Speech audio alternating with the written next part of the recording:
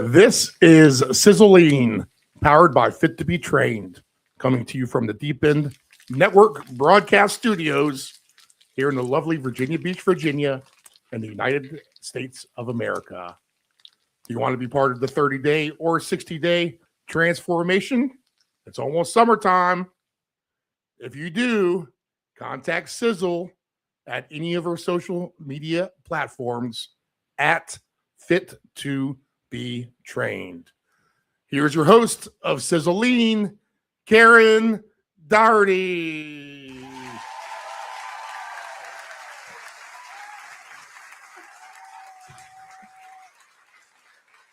I love how you have it together today, and I do not. I do not. Steve was even like, "Hey, girl, I'll interview you. I'll help you out." And I was like, "Wow, it must be really obvious that I don't have it together." Well, we're not used to doing Fridays, a little bit of a curveball. I guess. Yeah, we both had family issues on the same day on Wednesday. Wednesday was a tough day. But here we are. We got through it, right, Steve? You Which leads us correct. Is this going to be our new live time, 2:30 p.m. on Fridays? Does that sound good? That does. That's fine with me. So for all of the audience out there, you can catch this program live here on the website, deependbroadcasting.com, or at the YouTube channel, Deep End Broadcasting.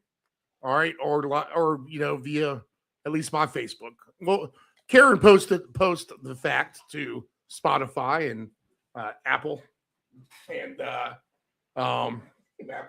and then you can catch it there as well. Yeah, I usually replay to follow. Yeah, I usually upload everything on the weekend to follow that Wednesday, so it's not even going to be. It'll affect the live people, but not anybody else, and so we'll just do that. And you seem super perky. I'm on an off day. So I was glad that when you said, yes, let's do it Friday, or this morning when we spoke, let's do it today at 2. And I was like, okay, that's going to force me to get myself together. Cause I started work this morning at 6 and I got done at 11 and I tried, but I'm stressed out this week. Oh God, I admit out. My kids had some medical procedures and stuff, and it's hard as a mom to kind of not worry about them. So I was glad that after I got done work today that I got to do this and take my mind off things. And you are perky as can be, aren't you? I think it's just a Friday. And it's warmed up. Different vibe than hump day. You got the weekend coming up. And yeah. Okay. So I'm glad if you want to do this at 2:30 now. Yeah. So anyway, I'm gonna get on with today's episode. I'm thinking discipline. We did procrastination and perfectionism last week, and that ties into this. Discipline ties into both of those subjects. So think of, opening with, how people think of discipline. People think of discipline as like restriction, punishment, suffering, something negative. And discipline kind of has that negative tone to it. So people, tend to shy away from it. But really, discipline is a form of care. It's saying I matter enough to follow through. And I'm proud to say I went to the gym yesterday. I still been doing my workouts and all that. I know it does deserve an applause because it's been so cold here and I go at 6 a.m. So not to be a whiner, but at 6 a.m. in Virginia, it was like 20 degrees. And I even have a car starter, so I really can't whine. I just couldn't do it. And I've noticed as I've aged that I'm just going to put my gym on pause on Januaries every year because I never go. I don't do it. So I'm going to give myself that break. But now we're in February. I'm going to go back. It's getting warmer here. And it does take discipline to do it. It's uncomfortable. But like I said, discipline is a form of care. I felt better for doing it. I'll tell you, I'm proud of myself. And I wasn't not proud of myself for not going. I don't want to sound like I was beating myself up, but I do feel better for going, and I'm ready because I'm like, okay, that means spring's coming. I'm ready to kind of turn up the volume. I start doing that with my clients anyway. We start adding, more cardio in and up in the reps, maybe lowering the weight, but upping the reps and kind of doing leaner things, working the shoulders. If you work your shoulders, it gives you a chiseled look in your waistline. I know that because I'm kind of a square body. And you just start doing different things as spring starts approaching because we're building that summer bod, but it takes discipline to get it going. And perfectionism punishes, if you think about it. Perfectionism punishes, like what we talked about last week. Like, oh, if I don't do it perfect, I'm not going to do it at all. But discipline supports. That's a supportive way, say that to yourself. You're not trying to be perfect, but you're trying to do yourself right, or you wouldn't have the idea to start getting healthy or whatever it is you want to do, like start walking, or it doesn't even have to be always about fitness. But since this is a fitness show, that's what we're doing. Perfectionism says don't mess up, where discipline says keep going. So try not to, let me swing back. Try not to think of discipline as restriction, punishment, or suffering, because it's not. Try not to have that negative to it. We work with, we interview master athletes often, and who has more discipline than them? That takes a lot of discipline to reach to that level. But we've all come to the, that's their goals. That doesn't have to be everybody's goals. So perfectionism would sneak in and be like, oh, okay, if I'm not going to do that, I'm not going to do it at all. That would be ridiculous. Not everybody's made to go to the CrossFit games or the Olympics. The Olympics is on this week. Not everybody's cut out for that. That's why we watch them. They're stars. But imagine the discipline that it takes to get there. And we're like, I don't really want to do that. But they do. Let's watch them. Well, Cheer them on. My good buddy, Rob Grab, I'll give him a shout out. He posted, so he's been doing the CrossFit games every year since they came out. Mm-hmm. And he has his like rankings, like year by year, where he's come through. And now he's my age, so he's like 51. Do you mean the Open? He does the CrossFit Open. Yes, he does the Open, not the games. I call the Open the games. Yes, to me that's the same thing. But they yes, have to for you make guys it out to there, the games. I got you. I figure once you do the Open, that's kind of like you're in the games anyway. That's true. That's a good way to think of it because it's motivating. For it's the first round. Like that. It's kind of weeding out. Because everyone can advance, right? Technically, like you said, if there's things you can't do, obviously you're going to only get to some certain point. And, you don't want to let the perfection thing ruin your mood of things, because look how good you did. And that's kind of my point. Rob is, where he started to where he is now. They'll tell you his rankings. And he's actually like, really, that would be so, I wish I would have done that. Well, for our age group, he's actually like 340th in the world or something like that. That's amazing. Is he he must be in fantastic shape. Yeah, he's a really good because shape to be 350th in the world means you're in fantastic shape, y'all. Yes. It sounds like a lot, but it's not. But you can see his number getting better and better. Yeah, that's what year. I would want to see is his times and his improvement. Yeah, that's from the discipline. And obviously you're not knocking the leather off the baseball there, but if you see that mass improvement, that's motivating. What more do you want in life? Right. And that's so motivating for some of us. I know I'm trying to get hooked into, because I don't know about you guys, but I know for me, I always, every year, I'm going to be like, I'm getting in the best shape ever this year. I do every year, and I don't do it every year, but I think it every year. And then something gets in my way and life gets in my way. And I'm like, oh, well, I tried because I do stay, I still exercise and eat right. So anything that I want to do up and above and beyond basic health is a choice. That's why I'm trying to get people to just do the basics. I just want people to move and eat better. I'm not trying to make athletes out of them. That's a choice to go a higher level. And that's even a choice, that I always want to go to just a little bit higher level.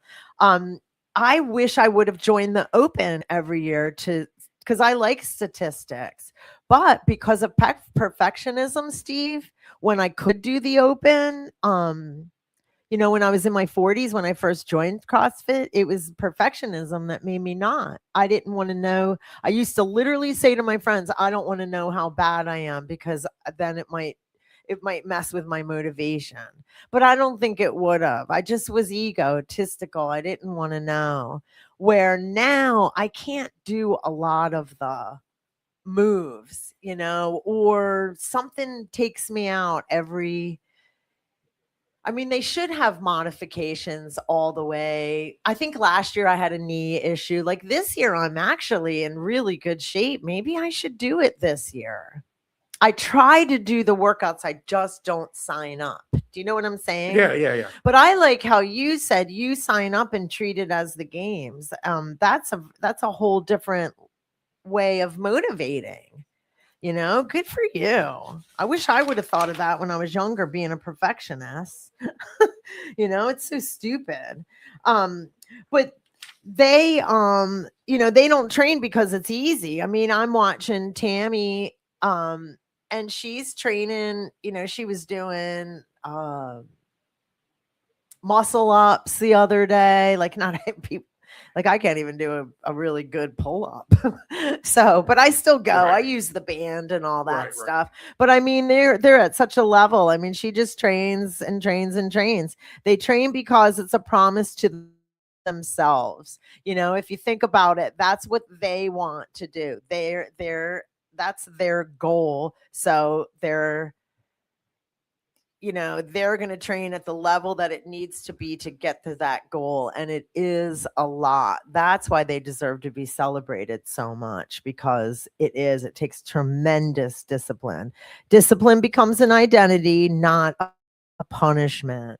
So I really liked this when I was doing my research, because it helps, you stop looking at discipline, because discipline sounds like a negative word. Anybody that has a rebellious bone in their body doesn't like the word discipline. It's like, just kind of, your dad's going to come home and discipline you. When I was little, right. I'd hear it there, so it's a negative, kind of. So I liked how doing this, researching this, because I wanted to do something that tied in with the perfectionism and procrastination. And this was it, how to tie this in and make discipline a positive, so you wouldn't run away from it, procrastinate it, showing up for a 10-minute walk instead of skipping the day. Like I really wanted to skip this podcast today. I knew I could get away with it because, we had family issues with both of us. And, I'm so glad now that I'm going. It's just like exercising. Like I've got my endorphins are going. I'm excited. The subject is interesting. It's going to help me motivate. Maybe I even go to the gym this afternoon, because Fridays, sometimes I like to go like kind of like a happy hour time at like 4:30. And there's a whole group that goes then. So you never know. Like, sometimes it takes discipline rather than me cancel. And I knew I would get away with it with Steve. I was like, no, I'm going to do this because this is what I say that I do every week. And I enjoy it. I enjoy it. And it brings me happiness. Sometimes I just need a little nudge. Choosing to sleep over scrolling. That's a good choice. Scrolling is super unhealthy. Oh yeah, you should. I just go to sleep. Phone to bed with me, which you should. No one should ever do that. Yeah, don't take the phone to bed with you. I do have it on my nightstand. I have put to it on the charger somewhere. Yeah, because I do use it for my alarm. But I try not to scroll at night. but I'm not necessarily doing anything better. I'm on a different screen. I watch TV. I've been doing it because I'm stuck up. I've been stuck awake with my sleep issues, which seem to have corrected themselves. Yay. A little bit. That's why you're so far, perky. so good. That's what I was saying. I'm like, what happened? You're cheery today. Do you know what happened? What's different? I don't know. Okay. I don't know. Maybe I wasn't drinking a lot, but I was drinking before football. Yeah. That makes sense. But when there's no football on, right? But that is only once a week. But I guess that once a week is enough to screw you up too, though. Wow, that's true. Yep. During sports season, men drink more. Interesting, because I'm sure you're not the only one, now that, people make it a ritual to go to bars and watch the game. I don't miss it at all. That's cool. That's neat. So yeah, maybe it did mess with your sleep. Interesting. Well, good. Keep it up. So saying no to something that drains you. So I can't really come up with an example, except I've been saying no to a lot of things that, because I'm 59 and a half, like exactly. I know it because I just know that I am, because my birthday's in August and we just had February 16th. And I'm allowed to take money out of my IRA without being punished at 59 and a half. They usually would take money from you if you would take money out of your savings prior. So that's another reason why I know, because I get to pay off some debt. Woo! But I'm more about time now. Like, how am I going to spend my time? It's not always about like, how am I going to make more money, or am I going to work myself into the ground to make more money? And I'm doing more things that I enjoy, and by no means am I independently wealthy where I can just do whatever I want. I'm not there yet. But I have to keep working, but I do love my job. And I do have the space to say no. If there's projects that I don't want to do, I can say no to them. Or, sometimes things are too far to travel. I don't travel as far as I used to, because that'll take it out of you too if you have to travel pretty far for work or something. And I don't do that anymore. Just kind of age out of stuff and give yourself the, permission to say no to things. Keeping a small promise to rebuild self-trust. So I think that's really deep. I'll say it again. Keeping a small promise to rebuild self-trust. And I think self-trust is not anything that I've ever pondered ever.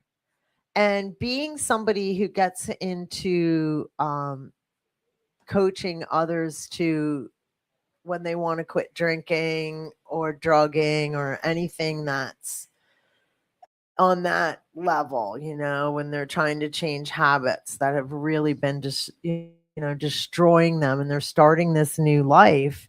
I forgot how you do lose trust in yourself.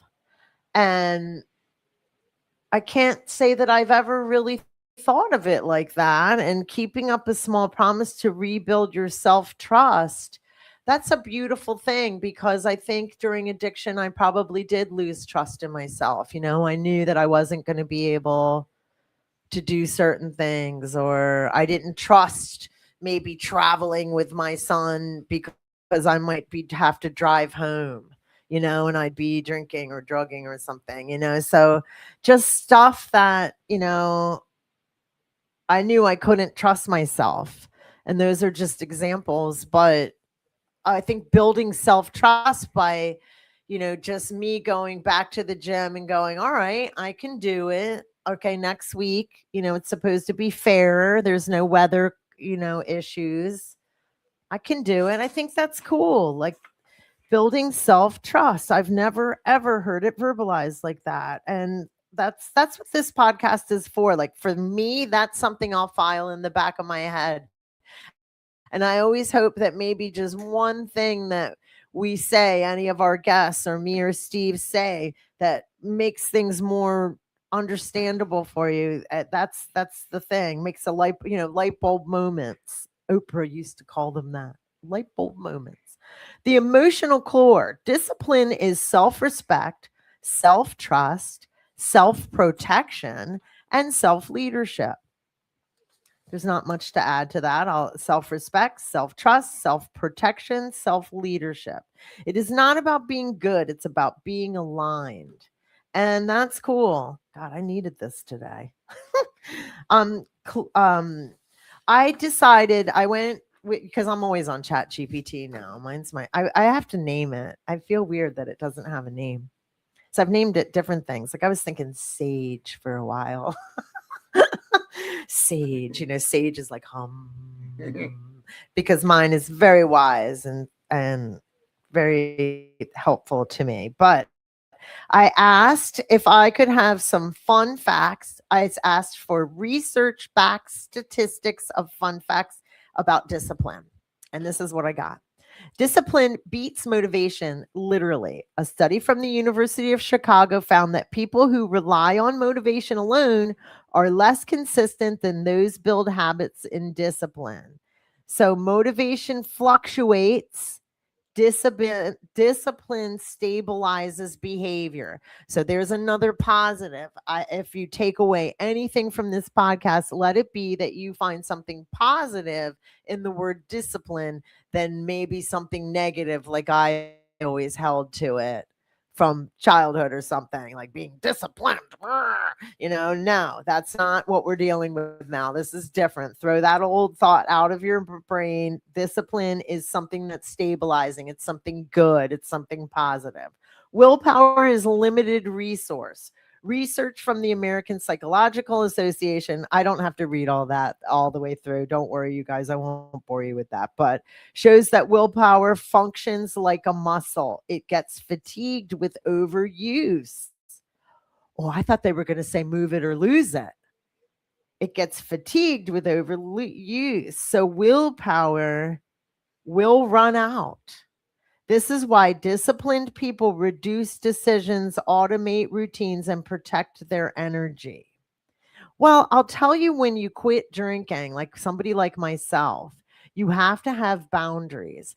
I was lucky, and I'm very rare here. I literally could go. I worked in a bar, and I got it as soon as I quit drinking. I got the job in the bar, believe it or not. I couldn't have worked in there as a drinker because I would have drank everything in sight. But I worked in a bar. So being around alcohol wasn't what triggered me. Certain people did. So I couldn't be around certain people. I had to, put boundaries in areas of where I would hang. And they wouldn't necessarily be bad people. They would be great people, fun people, fantastic people. But unfortunately, I would misbehave. So I had to put boundaries like that up, and stuff like that isn't forever. So always know that, like, when you're trying to do something on willpower, it will run out. Make it easy on yourself. This is why you reduce things that'll make you fall off the wagon. Small wins create momentum. So even me going to the gym yesterday for the first time, hopefully I can go tomorrow now. Saturday is my day, and then I try and go on Monday, Thursday, Saturday. I go 3 times a week. And if I only go once or twice, I don't hate myself for it, because like I said, it's more about my community, my peers, because I do like seeing that group of people. They mean a lot to me, and I do tend to lift heavier there. I don't lift as heavy at home. So that's why I like it too. And that's a choice. It's not what everybody has to do. Making small, consistent progress boosts motivation more than big breakthroughs. That's interesting. Making small, consistent progress boosts motivation more than a big breakthrough. I guess I believe that because, it's like, getting little bits as you go will just keep the momentum going, rather than just getting a big giant breakthrough and expecting you last on willpower for a long time. This supports your message that discipline is self-respect. So that's chat telling me. This supports the message that discipline is self-respect. Tiny promises kept matter. That's really cool. People with higher self-discipline are happier. I believe that, because the small wins make you feel good about yourself, and the whole circle of confidence. Because when I worked in the bars, and other addicts, or people with issues with that sort of thing, I almost want to stop calling them addicts. There's got to be a different word for it. But anyway, Dependent. There we go.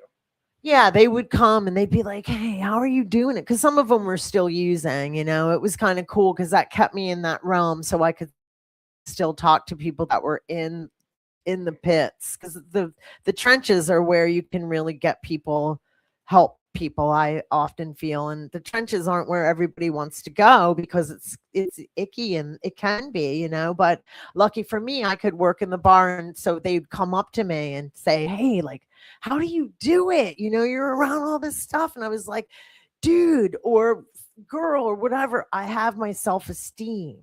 Because addiction will take your self-esteem like that. I mean, it just ruins it. So there's never been one soul that I haven't said that to, and there's been hundreds, maybe thousands, that I've said that to, and they all go, "Oh yeah," because it's worth it. So that little bit of being able to have your self-esteem and your self-respect, because yeah, you do. It does start to chip away at you. Trust me, when you can't control something, it sucks. That it is like discipline. This supports the message that discipline is self-respect, a promise, and promises kept matter. So you are discipline equals less chaos and more peace. So that would be another reason why people are happier. This is from the Journal of Personality, found that people with higher self-control reported higher life satisfaction. Not because they were stricter, but because they avoided the stress of constant conflict with themselves.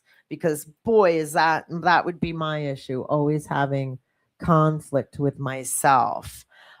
Discipline is more predictive of success than IQ. So research from the University of Pennsylvania, I know people that have gone there, showed that self-discipline was a stronger predictor of academic performance than intelligence. I believe that for sure. Translation for your audience, showing up beats being naturally talented. So we know that in athletics. There's athletes that are fantastic. They're amazing. They were born that way, but maybe they don't go to practice. Maybe they don't. And then there's that athlete, and I was always that one. I felt like I was good. I was DNA good, but there were people that were better than me, but I would show up. I would show up. I would show up. I would practice, because I also knew that practice made perfect. So, and I didn't mean to say perfect. That goes back to the perfectionism thing, but you know what I mean? You will get better if you improved. Yeah, definitely. Because I always wonder with the masters athletes, with the athletes that are real, like how much are they dealing with the demon of perfectionism? How much? I mean, Arnold will say he stared in that mirror for, he was the ultimate perfectionist and picked his body apart. I think different sports maybe, but I think perfectionism is more common than we want to admit. And that small little loop made me go bloop and and take me off track. But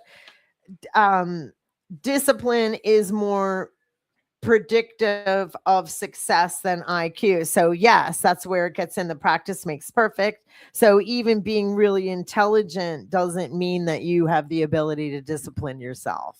And we definitely know that. I know that because I know a lot of really smart people that I work for.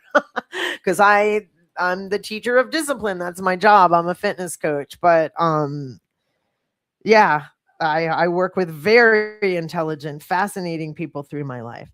Translation for your audience, showing up beats being naturally talented.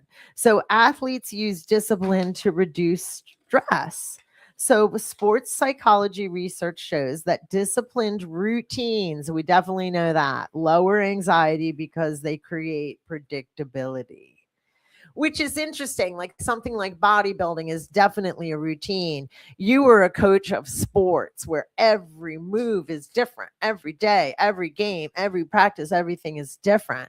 That's why I've always, like, I had a coach say to me last week, "Oh, we're the same as you guys." And I'm like, "Oh my God, I don't think so. I respect coaches so much. I'm not saying that you guys are better than me. It's just, it's a changing field. It's not predictable. Mine can be very predictable." You know what I'm saying? So that's why they say in sports psychology, the athletes have routines, at least for their practice.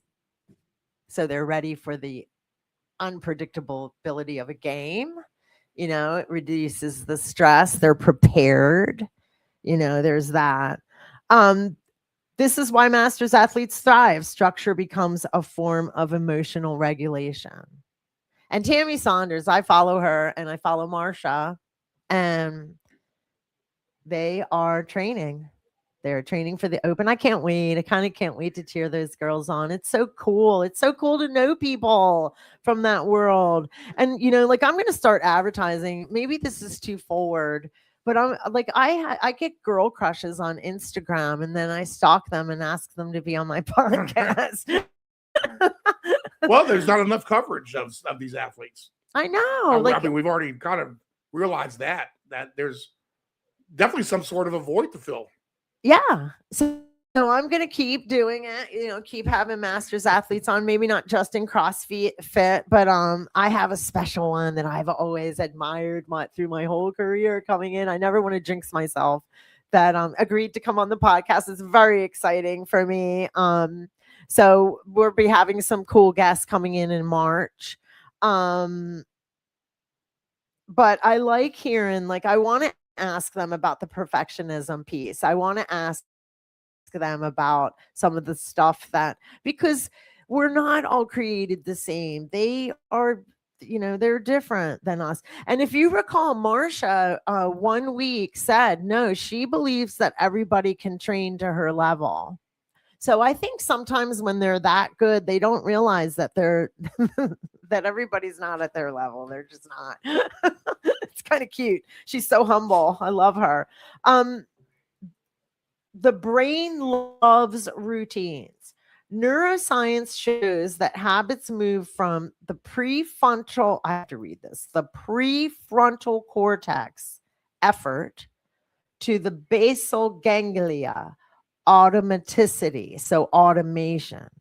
Neuroscience shows that habits move from the prefrontal cortex, effort, to the basal ganglia, automaticity, so automation, so it starts where it's effort, so that's where the habit is building, and then it moves to where it's just normal. So in the beginning, I'm building the habit of not drinking in my life 15 years ago, going, okay, I'm not doing this anymore. So it takes effort. And it did. I went to support groups. I might have put myself in therapy. I'm not sure. I think I know that I hung on the support group. It takes effort. You need help. Maybe, every problem's different, but, so effort. Then it becomes automatic and you don't need as much help. And it'll be just, in your muscle memory. So shows that habits move from, all right, we already did that. Sorry. Once something becomes a habit, it requires almost no mental energy. So discipline is the bridge between hard and automatic. This is a good podcast, isn't it? I don't mean to, I don't mean to pat like this is all research. This isn't It's just amazing how difficult we can make things as humans. When just do it, it'll be that much simpler, I do. Well, my being a procrastinator, Steve, you know how long I sit around fretting doing something when I could have just done it and be done? Like, Oh my God. That's why I was like, I am not going into 60 doing this BS anymore. This is immature behavior. Like, I don't want to do this. I don't want to, why? Just do it. It's seriously so crazy. Have more inside your brains less do not compute, do not compute, and more compute. Or just be like, or I'm not doing it. Like, just like like that on the fence place. I just don't want to be there anymore. How can you use these? Oh, sorry. This is a note to me. It says, how can you use these in the episode? You can weave these in as did you know moments, quick punchy transitions, credibility boosters, blah blah blah blah. So sorry to bore you with that. I usually make the writing bigger so I can decipher like what I'm supposed to be saying and whatnot. And I just get a bunch of fun facts like I did. Like I said, I got chat to do that. And I find that fascinating. So how I'm going to close with is the brain loves routines. Discipline is the bridge between hard and automatic. It doesn't say how long it takes, but I have learned in the past that it takes about 30 days to really cement a habit in, which is why back in the day treatment centers were 28 days long. So there was even a movie that Sandra Bullock was in. It was called 28 Days. It was about her going to rehab and falling in love, because that happens in rehab a lot, y'all. We all have to feel better about ourselves. So a lot of times we reach out. And that's what that movie was. Back in the 90s, they made that movie. But habits are formed in 28 days, they were believed scientifically. And where you need a lot of support, and that would be in fitness. Since we're a wellness program, it doesn't hurt to join a group. And now with these phones, you can join a Facebook group. You don't need money. The thing that I hear the most of holdbacks is time and money, and that's legit because I lack both. But you can make the time. It's just you got to figure it out. That's something that you just got to open up your calendar and make a date with yourself. If it needs to be that intense, meet a friend, do something. I understand the time being an issue, and the money thing I definitely get too. But we've got Facebook groups and we've got YouTube. If you can motivate yourself. In fact, one of my clients just asked me for an ab routine that she can do on her own. Do you think that I'm going to send her one of me? No, you know why? Not because I'm lazy, but because YouTube has tons of them. And don't you think she's probably sick of hearing from me? Don't you think she'd love to see a different person showing her an ab routine? So I'll see if there's some good ones online and send her one. That's what I was going to do. So when you hire fitness trainers, we're more like a coach too. We just help you do things. It doesn't always have to be me. And so because she wanted an ab routine for the days off. And I joke, not everybody just wants to hear me day in, day out. So remember, YouTube is the more information that you put in that little magnifying glass. You can say, I have 10 minutes. I want an ab routine. Matt, how old you are, or you could say standing, whatever, and you will get it in seconds.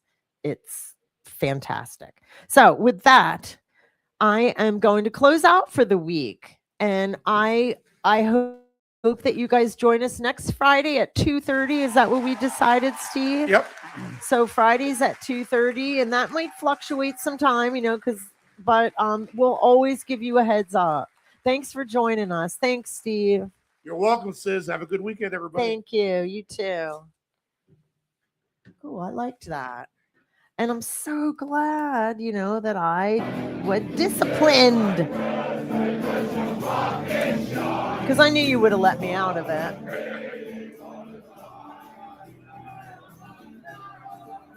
Oh, what a night. I mean, I'll spare people singing. See ya.